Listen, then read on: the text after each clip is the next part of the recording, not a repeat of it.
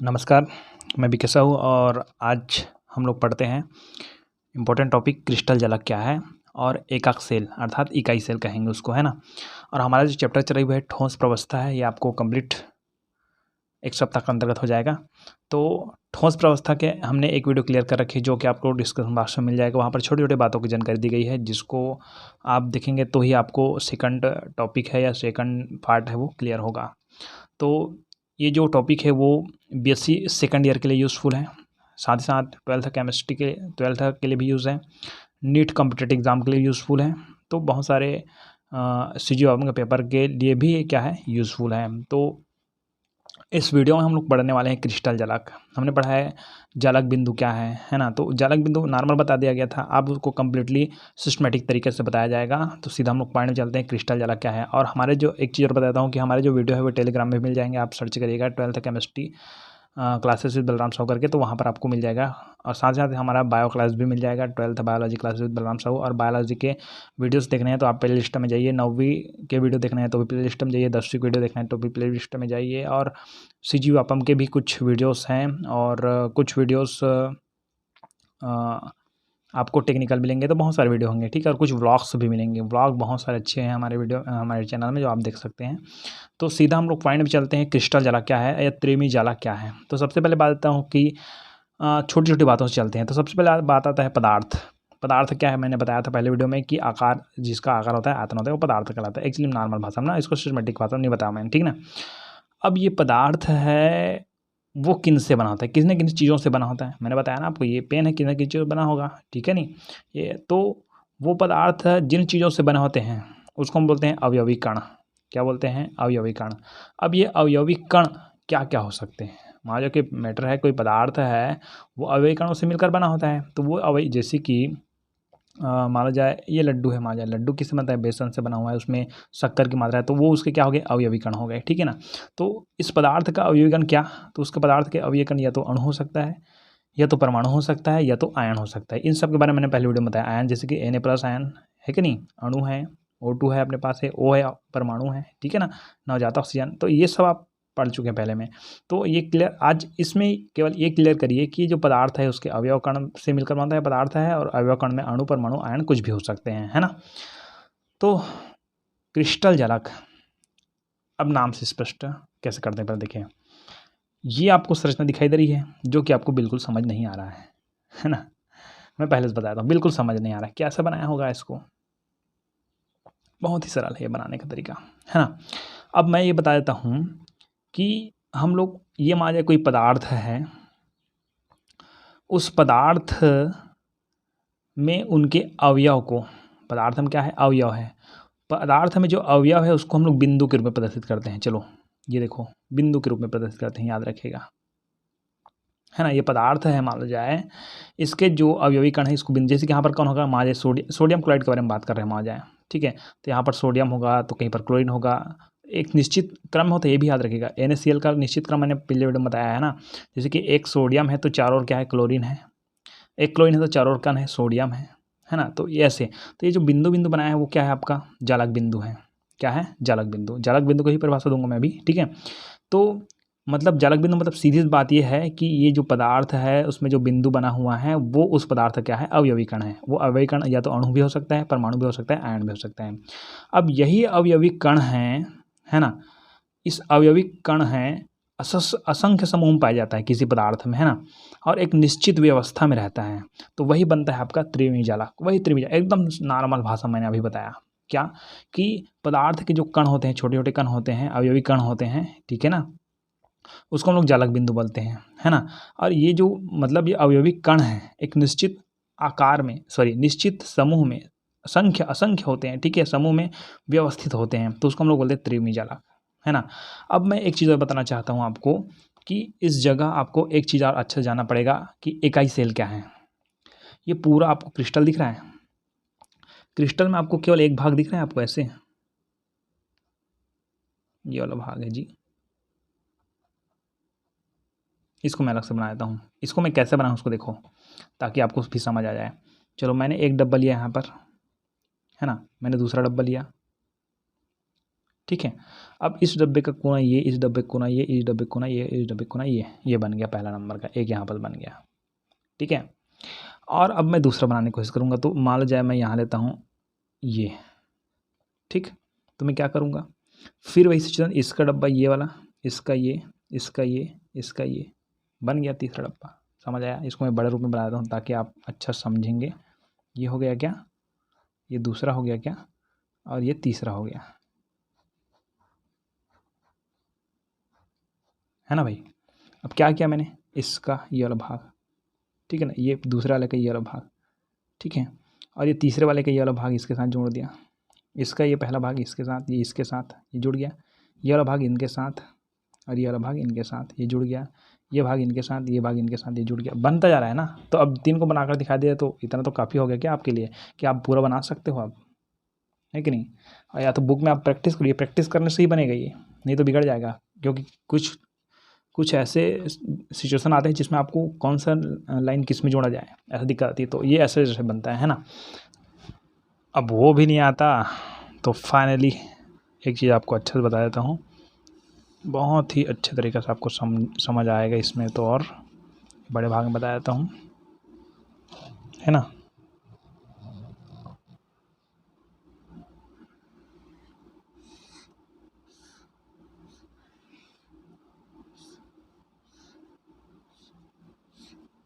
ये हो गया, ठीक है। अब आपको करना क्या है, देखिए आपको, मैं थोड़ा सा इसको ऐसे कर देता हूँ उल्टा, ज़्यादा अच्छा रहेगा, है ना।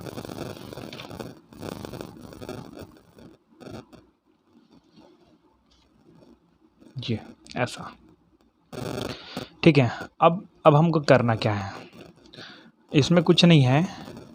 आपको जो बिंदु मैं बिना मिलाने बोल रहा हूँ उसको मिला देना। बहुत सारे तरीके होंगे। पहले बात तो ये, इसका एक दीवार, इसका ये दूसरा दीवार, इसका तीसरा दीवार, इसका चौथा दीवार, इसको काटना बस है आपको। क्या करना है देखो, ये ऊपर का भाग पूरा पूरा और नीचे एक भाग, इसको एक भाग में से काट दो। ये और ये और ये, एक लाइन में ये वाला भाग ऊपर हो गया, ये वाला भाग नीचे हो गया। वही सिचुएशन आप बीच में करो। बीच में बोले तो ये वाला और ये वाला और ये वाला और ये वाला, इनको भी आप क्या कर दो, बांट दो 4 भागों में, है ना। कैसे 4 भागों में बांटोगे, तो देखो ध्यान से, इसको मैं दूसरे पेन से कर देता हूँ।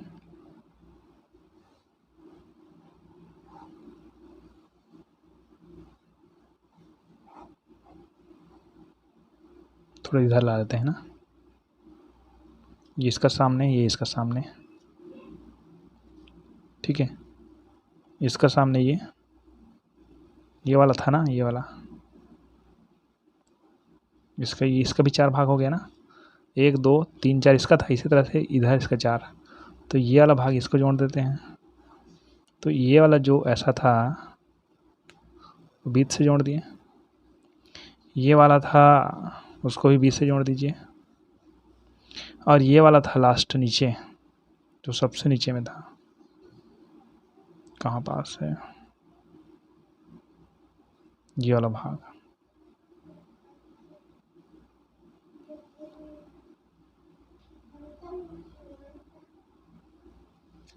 ये वाला भाग दिख रहा है आपको, ये वाला भाग, ये वाला भाग का नीचे, और ये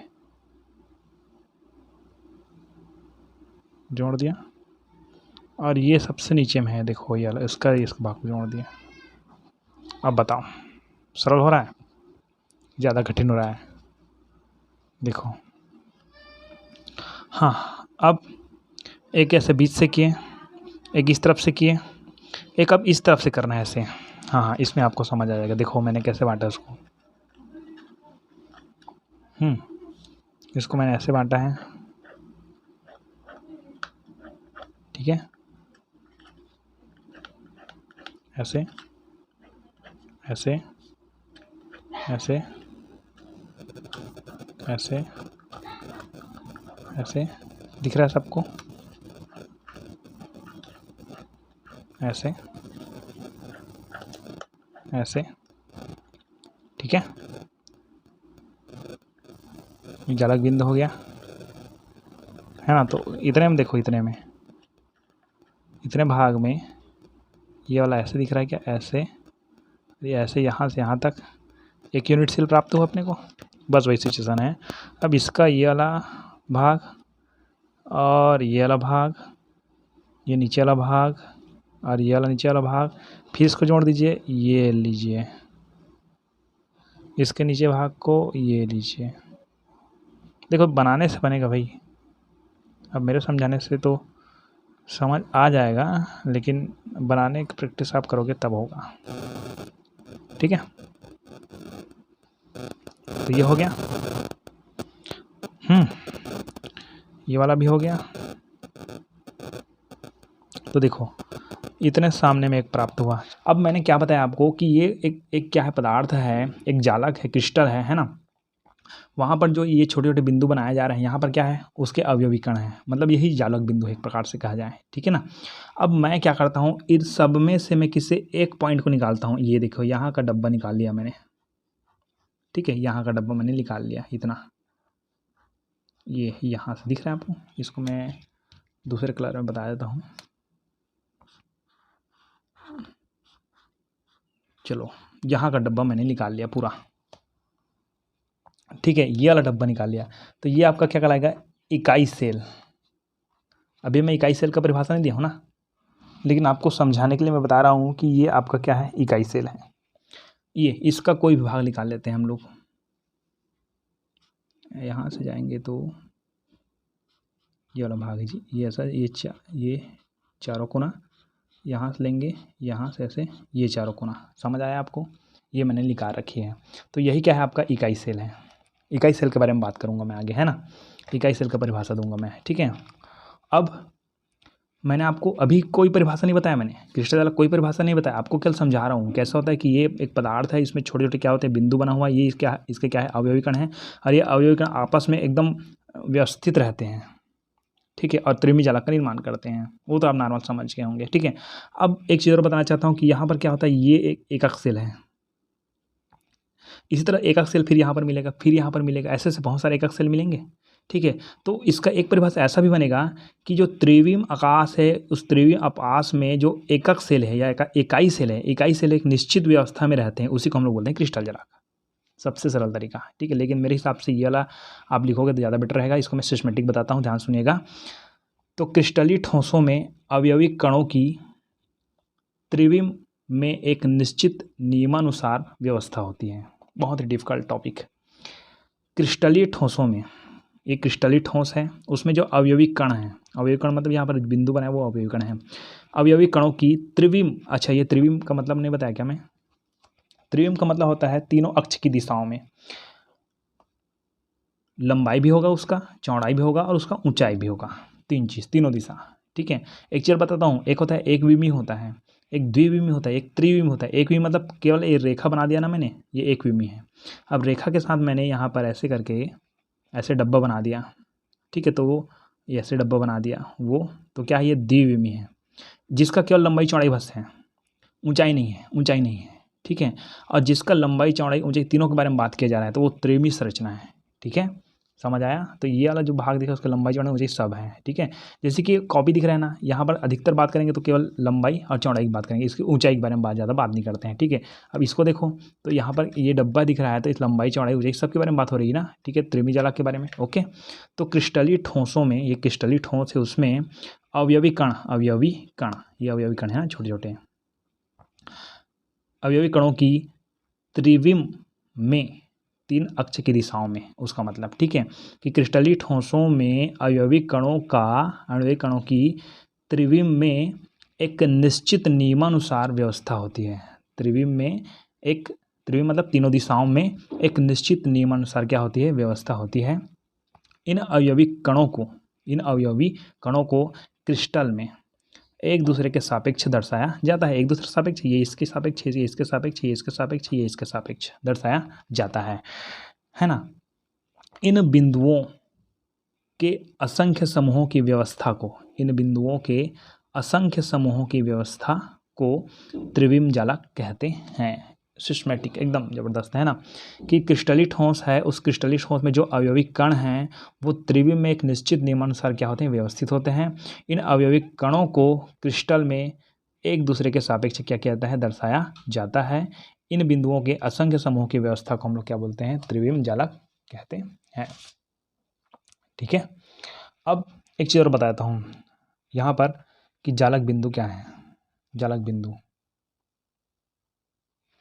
है ना, ये जो अवयवी कण है वो मुख्य मुख्य भाग पर है। देखो ये पूरा क्रिस्टल है, ये पूरा पदार्थ है कह सकते हैं, तो ये अवयवी कण यहाँ पर है। ठीक है, तो मैं आपको जालक बिंदु के बारे में बताता हूँ, क्योंकि मैंने जालक बिंदु बहुत बार बता रखी है आपको। ठीक है, क्रिस्टल जालक में यहाँ पर देखिए, क्रिस्टल जालक में उपस्थित अवयवी कणों को बिंदुओं द्वारा दर्शाया जाता है। देखो ये अवयवी कण है ना, इसी को हम लोग बिंदुओं की तरह दर्शाते हैं, जिसे हम लोग जालक बिंदु कहते हैं। ये अणु, परमाणु या आयन हो सकते हैं। मैंने बताया ना कि कोई भी पदार्थ है उसमें अवयवी कण अणु भी हो सकता है, परमाणु भी हो सकता है, आयन भी हो सकता है। मतलब यही जो बिंदु है आपका जालक बिंदु है। ठीक है, और ये क्या है, क्रिस्टल जालक है। ठीक है, त्रिविम जालक है। तो आपको समझ आ गया होगा कि त्रिविम जालक क्या है। दूसरा परिभाषा में देखो कि त्रिविम आकाश में किसी क्रिस्टल के, ये पूरा क्रिस्टल है। ठीक है, किसी क्रिस्टल के एककी अर्थात इकाई, एकको मतलब क्या होता है, एकको मतलब क्या है, इकाई सेल। मैंने आपको बताया था इकाई सेल इसको बोलते हैं, कहते हैं। ठीक है ना, इकाई सेल इसी को बोलेंगे ना। ठीक है, अभी इकाई सेल का परिभाषा भी दूंगा मैं, अभी इतना समझिए देख कर कि ये इकाई सेल है। ठीक है ना, अब दहाई सेल नहीं है ना, याद रखेगा। ठीक है, दूसरा भी एक फिर इकाई सेल कहलाएगा, तीसरा भी इकाई सेल कहलाएगा, है ना। तो त्रिविम आकाश में किसी क्रिस्टल के, किसी भी क्रिस्टल के एककों की, एककों मतलब इकाई सेल की, सीधी बात। ठीक है, कि त्रिविम आकाश में किसी क्रिस्टल के एककों की नियमित व्यवस्था को क्रिस्टल जालक कहते हैं। ये भी बहुत सिंपल है कि ये जो एकक सेल है वो निश्चित व्यवस्था में क्या है, व्यवस्थित होते हैं, और किसका निर्माण कर देते हैं, क्रिस्टल जालक का निर्माण करते हैं। बस यही है आपका क्रिस्टल जालक, है ना। आगे आता है आपका क्रिस्टल जालक। अच्छा, अब इसको भूलिएगा मत, मैं इकाई सेल बताऊंगा जरूर। ठीक है, ध्यान धरिए, है ना, धीरज धरिए जी। तो देखिए, तो आज अगला पॉइंट हमारा जाएगा क्रिस्टल जालक का अभिलक्षण। क्रिस्टल जालक का अभिलक्षण, इसका क्या क्या अभिलक्षण हो सकते हैं। तो पहला अभिलक्षण तो आपको याद हो गया, किसके रूप में याद हो गया, जालक बिंदु के रूप में। मैंने बताया था जालक बिंदु क्या है करके। ठीक है ना, तो क्रिस्टल जालक में उपस्थित अवयवी कणों को, क्रिस्टल जालक उसमें उपस्थित जो अवयवी कण है उसको बिंदुओं के रूप में दर्शाया जाता है, जिसे जालक बिंदु कहते हैं। ये अणु, परमाणु या आयन हो सकते हैं। ठीक, दूसरा अभिलक्षण है क्रिस्टल जालक में जालक बिंदु एक अवयवी कण को दर्शाता है। ये तो मैं शुरू में ही बोल दिया था कि क्रिस्टल जालक में कोई भी जालक बिंदु है वो किसको दर्शाता है, किसको, अवयवी कण को, क्योंकि पदार्थ अवयवी कणों से बनकर बनाता है। मतलब यहाँ पर एक जालक बिंदु है ना, तो हम लोग समझ जाएंगे कि इस जालक बिंदु के जगह क्या है, आपका अवयवी कण है, वही को हम लोग जोड़ेंगे जालक बिंदु। ठीक है, तीसरा, जालक बिंदुओं को सरल रेखा में जोड़ने पर, ये देखो ये अभी पहले से जुड़ गया है, लेकिन अब ऐसे से बनाएंगे उसको, ऐसे जोड़ेंगे। ठीक है ना, ऐसे जोड़ेंगे तो क्या होगा, जालक बिंदुओं को सरल रेखा में जोड़ने पर क्रिस्टल जालक की ज्यामिति प्राप्त होती है। ज्यामिति मतलब एक स्ट्रक्चर कहा जाए, उसकी एक पूरा कंप्लीट क्या प्राप्त हो सकती है अपने को, संरचना, है ना। मतलब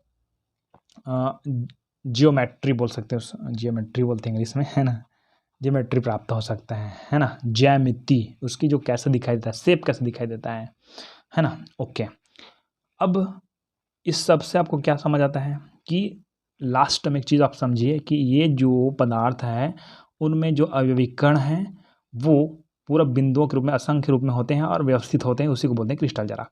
या उससे और ज़्यादा सरल में क्या है कि कोई भी एकक सेल है वहाँ एक निश्चित क्रम में होता है और एक क्रिस्टल जालक का निर्माण करता है। वो भी क्लियर है। ठीक है, तो सीधा हम लोग चलते हैं एकक सेल में, और ये आपको प्रैक्टिस करना है ना, बार बार ऐसे बना बना के देखना है। ठीक है, तब आपको समझ आएगा क्या है क्रिस्टल जालक। ठीक है, आई होप अगर समझ नहीं आया तो कमेंट कर सकते हैं, मैं फिर समझाने की कोशिश करूँगा दूसरे वीडियो में, है ना। चलिए अब देखिए एकक सेल या इकाई सेल क्या है और इकाई सेल के कितने प्रकार हो सकते हैं, है ना। यहाँ पर तरीका दिखेगा कुछ समझने का। फिर यहाँ पर मैंने एक चित्र बना रखी है, आपको फिर देखकर कन्फ्यूजन हो रहा है कैसे बना होगा, तो मैंने शुरू में बता रखी थी आपको कि ऐसे बनाना, एक, उसके बाद दूसरा ऐसे बनाना, तो फिर ऐसे डब्बा बनेगा, तीसरा फिर ऐसे बनाना, फिर ऐसे एक डब्बा बनेगा। ठीक है, तो कम्प्लीटली आप बनाते जाओगे ना तो ऐसे ही बनेगा। ठीक है, प्रैक्टिस करने से होता है ना, रामदेव बाबा जी बोलते हैं करने से होता है ना। तो इकाई सेल क्या है, तो सबसे पहले मैंने बताया था इसको मैं ऐसे ऊपर तक और बनाऊंगा तो इतना बड़ा बनाएंगे। ठीक है, लेकिन मैंने 1 2 3 ही डब्बा आपको बताया बना कर रखी है। ठीक है, तो इस डब्बे में देखिए आप यहाँ से यहाँ ये वाला भाग दिख रहा है आपको, ये वाला भाग यहाँ पर जिसको मैंने नीला किया है, ये वाला भाग देखिए आप। अरे पुराना ज़माना के स्केच पेन है, पता नहीं कब का है, तो चलो ऐसे में तो दिखेगा, ये तो ब्लैक में ब्लैक ही हो गया। ये दिख रहा है ना आपको, इतना तो दिख रहा है आप। ठीक है, चलिए, तो ये हो गया आपका एकक सेल या इकाई सेल। इसी इकाई सेल का निश्चित व्यवस्था से क्या बनता है, क्रिस्टल जालक बनता है। अब इकाई सेल का परिभाषा कैसे देते हैं, देखिए किसी क्रिस्टल जालक का, ये पूरा क्रिस्टल जालक है ना, तो किसी क्रिस्टल जालक का वह सूक्ष्मतम भाग, बहुत ज़्यादा क्लियर होगा आपको कि किसी क्रिस्टल का, ये पूरा क्रिस्टल है, उस क्रिस्टल का वह सूक्ष्मतम भाग जिसकी त्रिविम में, त्रिविम मतलब लेफ्ट राइट ऊपर नीचे, नीचे एक बात नहीं करेंगे, लंबाई चौड़ाई और ऊंचाई, जिसका लंबाई भी होगा चौड़ाई भी होगा ऊंचाई भी होगा। ठीक है, हाँ, अब इसमें बार बार आप कहीं ना कन्फ्यूजन होते होंगे, चलो इसको मैं रख देता हूँ ऐसे। ठीक है, ये डब्बा दिख रहा है ना आपको, दिख रहा है ना, इसका ये लंबाई हो गया है ना, ये चौड़ाई हो गया, ऊपर की ओर जाएंगे तो ऊपर की ओर जाएंगे तो ऊंचाई हो गया, ये लंबाई हो गया, ये चौड़ाई हो गया। ठीक है, अब इधर देखो तो फिर लंबाई चौड़ाई मत बोल देना, ठीक है ना, ये लंबाई तो ये लंबाई हो गया, ये चौड़ाई तो ये चौड़ाई हो गया, और ये ऊपर की ओर जाएंगे मतलब ऊंचाई हो गया। तीन ही चीज़ है ना, आप 4 चीज़ मतलब नीचे की बात नहीं, बात ऊपर और नीचे की बात नहीं करना है, ऊपर बस की बात करेंगे। ऊपर मतलब ऊंचाई, इधर लंबाई, इधर चौड़ाई, ऊपर ऊंचाई, लंबाई चौड़ाई, खत्म। ठीक, त्रिविम जालक बोलते हैं। तो किसी क्रिस्टल जालक का वहाँ सूक्ष्मतम भाग, ये क्रिस्टल जालक उसका सूक्ष्मतम भाग जिसकी त्रिविम में बारंबार पुनरावृत्ति करने पर, चलो हम बात किसी कर रहे हैं, इकाई सेल, चलो इसको मैं मानता हूँ इकाई सेल। किसी क्रिस्टल जालक का सूक्ष्मतम भाग, चलिए सूक्ष्मतम भाग जिसकी त्रिविम में, त्रिविम मतलब तीनों दिशाओं में बारंबार पुनरावृत्ति करने पर, चलो एक बार पुनरावृत्ति यहाँ पर किए, फिर इसी को पुनरावृत्ति करेंगे तो ऐसे करेंगे, देखो ये वाला भाग दिख रहा है, ये अंदर इसको ही बनाना पड़ेगा मेरे को। ठीक है, फिर ऐसे एक डब्बा यहाँ है, ठीक है, ऐसा बना हुआ है, तो ये वाले सेकंड वाला डब्बा को मैं अलग से बना देता हूँ। देखो, अरे कैसे बन गया, अरे हाँ चलो बन गया, देखो एक डब्बा और बना देता हूँ। हाँ, अब ये तीनों जुड़ा हुआ है ना एक में, ये बात करिए, सबको अलग अलग बना दिया, बात अलग है, आपके भी सर है ना। तो ये तीनों एक ही में है ना। अब होता क्या, देखिए ध्यान से, कि इसकी 1 2 3 3 जने मिलकर ऐसे तीनों बनाया, अब इधर फिर 3 और बनाऊंगा मैं ऐसे, तो 6 हो जाएगा, फिर ऐसे, तो सब जने आपस में एकदम मिलेंगे और क्या बनाएंगे, जाला का निर्माण करेंगे। तो क्या बोलेंगे कि जो इकाई सेल है इसी के व्यवस्थित होने के फलस्वरूप हमको क्या प्राप्त होता है, क्रिस्टल जालक प्राप्त होता है ना। तो किसी क्रिस्टल जालक का वह सूक्ष्मतम भाग जिसकी त्रिविम में बारंबार पुनरावृत्ति करने पर, इसका हम लोग इकाई सेल का बारंबार क्या कर रहे हैं, पुनरावृत्ति करते हैं, जिसका त्रिविम में बारंबार पुनरावृत्ति करने पर संपूर्ण क्रिस्टल जालक का निर्माण होता है, उसे एकक कोशिका या एकक सेल कहते हैं। तो ये वाला भाग एकक सेल हो गया, और इससे बना हुआ भाग फिर एकक सेल, तो एकक सेल बनकर क्या बना दिया, क्रिस्टल बना, क्रिस्टल जालक बना दिया। ठीक है, तो क्रिस्टल जालक का वह सूक्ष्मतम भाग जिसकी त्रिविम में बारंबार पुनरावृत्ति करने पर, इसका हम लोग त्रिविम में क्या कर रहे हैं, बारंबार क्या कर रहे हैं, पुनरावृत्ति कर रहे हैं। ठीक है, तीनों क्षेत्र में, तो उसके त्रिविम में बारंबार पुनरावृत्ति करने पर संपूर्ण क्रिस्टल जालक का क्या होता है, निर्माण होता है, उसे हम लोग एकक कोशिका एकक सेल कहते हैं। अब समझ आ गया एकक सेल क्या है करके। ठीक, आगे आता है एकक कोशिका के प्राचल। प्राचल मतलब क्या होता है, पैरामीटर, इसको हम लोग कैसे मापते हैं, तो मापने का एक तरीका होता है, लेकिन ये हमारे लिए इम्पोर्टेंट नहीं है, लेकिन समझ आए तो अच्छी बात है, नहीं आए तो भी अच्छी बात है। देखो मैं कुछ समझाने की कोशिश करता हूँ, ध्यान समझना है ना। अब यहाँ बस मैं बात करता हूँ, ये लीजिए है ना,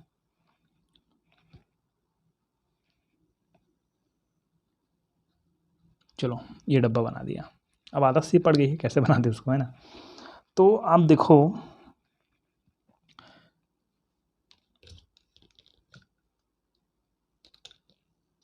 हाँ, ये वाला जो लाइन दिख रहा है आपको, ये वाला और ये वाला और ये वाला, ठीक है। वहाँ देखिए कि इसमें फलक दिख रहा है, एक हमारे सामने तरफ, एक इस तरफ, है ना। अच्छा, इसमें बता देता हूँ, देखो यही से रचना है सेम, है ना। तो क्या हो रहा है आपको, एक फलक यहाँ दिख रहा है, दूसरा फलक ये हो गया, तीसरा फलक ये हो गया, चौथा फलक ये हो गया, पांचवा फलक ये हो गया, छठवां फलक ये पीछे तरफ है वो हो जाएगा, ठीक है। तो ये फलक के बारे में बात कर रहे हैं।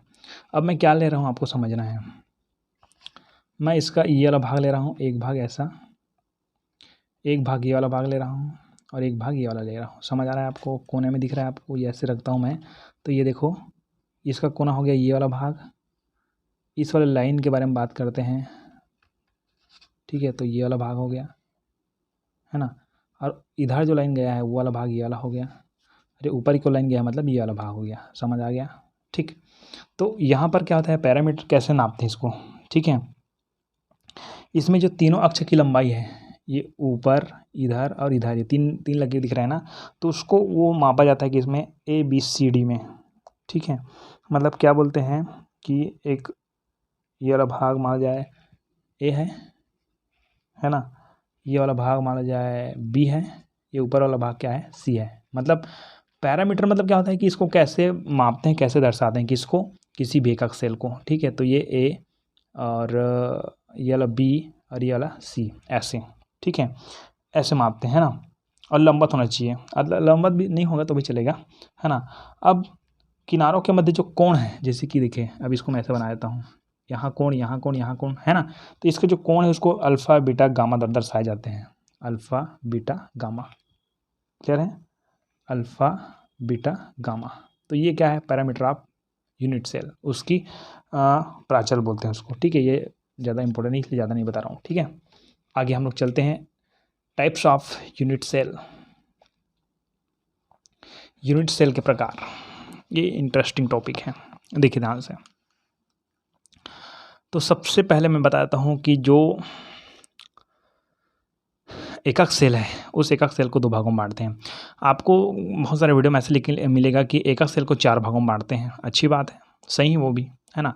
लेकिन मैं बता दूं कि एकक सेल को पहले दो भागों में बांटते हैं, उसके बाद इसको हम लोग ना केंद्रीय इकाई सेल को तीन भागों में बांटे, तो कुल मिलाकर कितना हो गया, चार।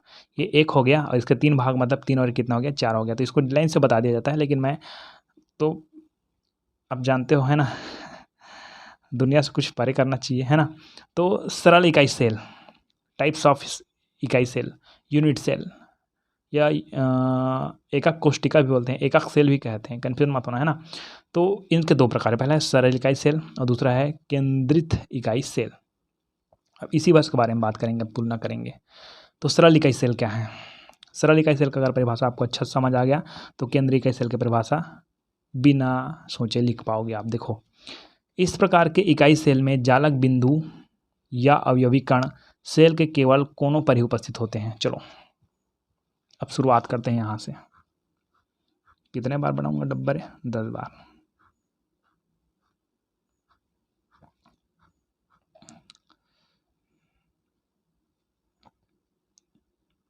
हाँ, बना दिया, एक नंबर बना के इधर का, है ना। तो इस प्रकार के इकाई सेल में जालक बिंदु, अब मैंने क्या बताया था आपको, जालक बिंदु किसको बताया था, ये जो बिंदु बन रहा है ना वो जालक बिंदु है। और एक चीज़ और बता देता हूँ आपको कि यही जालक बिंदु किसको दर्शाता है, अवयवी कण को दर्शाता है, क्लियर है, ओके। अब मैं क्या बोल रहा हूँ कि सरल इकाई सेल, इसको हम लोग SCC कहते हैं, है ना। या हमारे पास एक चीज़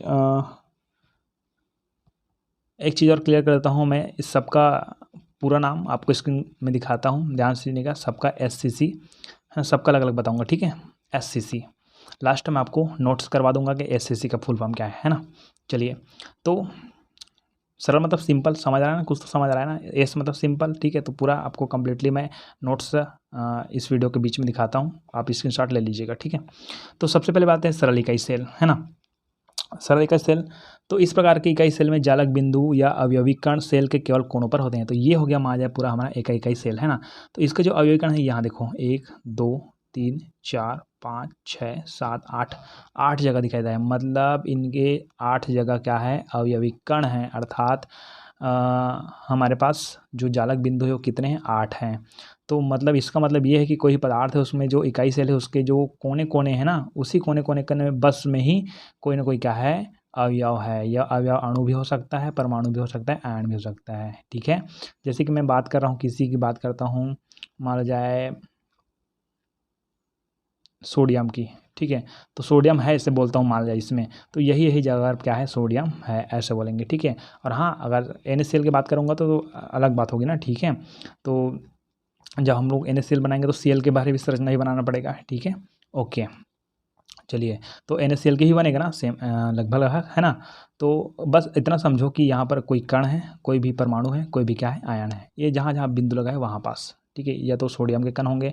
अब मैं सोडियम का बता दिया भाई, कुसुम लता बोलेगी कि सोडियम का बस कण रहता है यहाँ पास करके, तो मैं तो गया काम से ना। तो सोडियम का नहीं, पूरा कंप्लीटली सबका कण रहता है, मतलब सबका मतलब सोडियम पोटेशियम, अब पोटेशियम से बना है तो पोटेशियम का रहेगा, है कि नहीं। तो जिससे वो बना हुआ है, अणु से बना हुआ है, तो अणु के कण रहेंगे यहाँ पर, अणु रहेंगे यहाँ पर। ठीक है, ओके। तो ये हो गया आपका सरल इकाई सेल, मतलब इसके जो जालक बिंदु हो केवल कहाँ पर रहेंगे, कोने कोने पर रहेंगे। ठीक है, इसके कितने फलक होते हैं बताया था मैंने, देखो 1 2 3 4 इधर हो गया, और ऊपर और नीचे 4 2 कितना हो गया, 6 फलक, 6 है ना, याद रखिएगा। ठीक है, ओके। अब सरल इकाई सेल तो क्लियर हो गया। अब अगर है केंद्रित इकाई सेल, केंद्रित इकाई सेल। अब इसको याद हो गया ना, अब इसको क्या कर दोगे, इसका उल्टा कर दो। इस प्रकार के, यहाँ पर लिख नहीं रहा हूँ लेकिन आपको इमेजिन कर लेना है। ठीक है, इस प्रकार के इकाई सेल में सेम वही सिचुएशन, जालक बिंदु इकाई सेल के कोनों के अतिरिक्त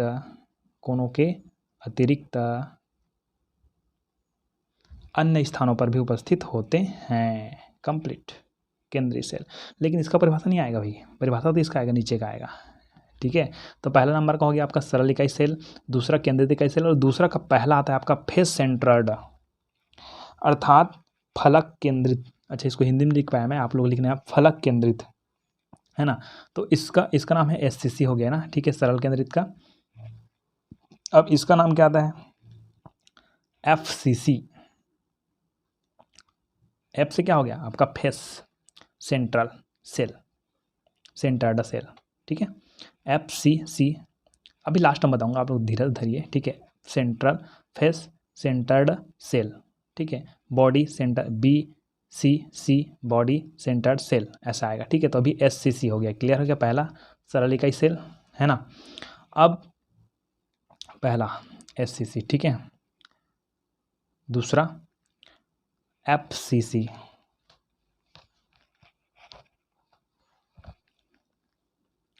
अब परिभाषा देखिए, इस प्रकार के यूनिट सेल में जालक बिंदु सभी कोणों के साथ साथ, चलो फिर बनाता हूं एक,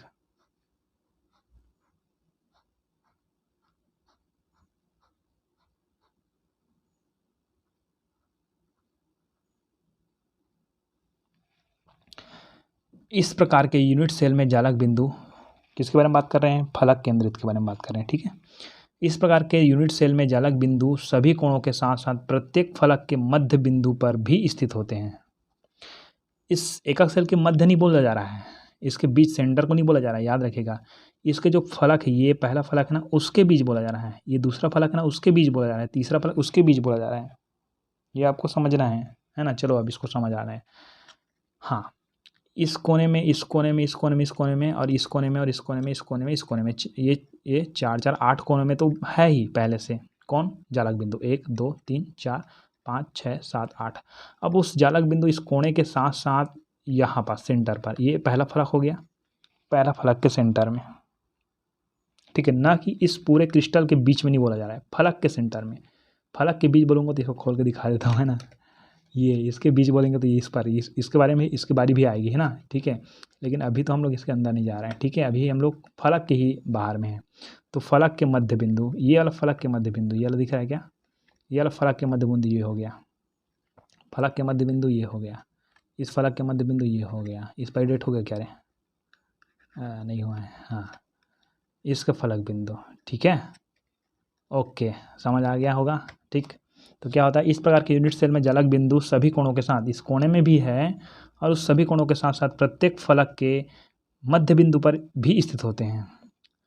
ये मत लिखना कि एकक सेल के मध्य स्थित होता है, क्या लिखना, प्रत्येक फलक के मध्य बिंदु, प्रत्येक फलक, ये पहला फलक हो गया, पहला फलक के बीच में होता है, यह दूसरा फलक हो गया, ये वाला दूसरा फलक के बीच में, ये तीसरा फलक ये हो गया, यहाँ वाला दिख रहा है इसके बीच में, चौथा फलक हो गया इसके बीच में, और पांचवा फलक ये ऊपर का हो गया, और छठवां फलक ये नीचे का हो गया इसके बीच में, ठीक है ना। तो सबके बीच में है, इसको बोलते हैं हम लोग फेस सेंटर्ड सेल, है ना, FCC। दूसरा, तीसरा में चलते हैं हम लोग बॉडी सेंटर्ड। अब ये बॉडी सेंटर्ड क्या है ना। अब इसमें एक चीज़ समझिएगा, फिर एक बना देता हूँ, अभी तो बहुत सारे बनाने पड़ेंगे।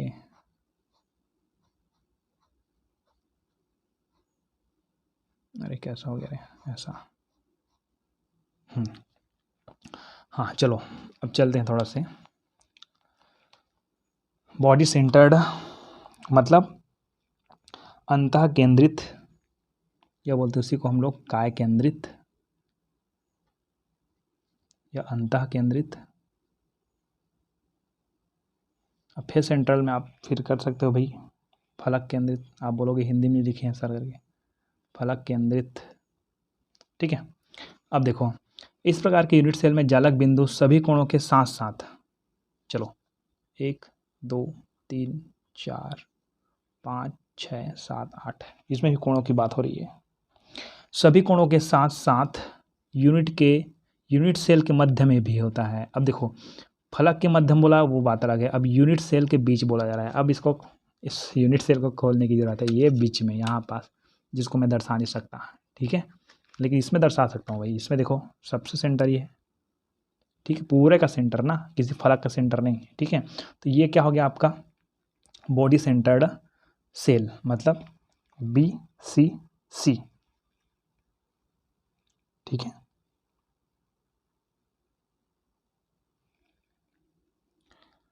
और तीसरा नंबर का आता है एंड सेंटर्ड, मतलब अंत्य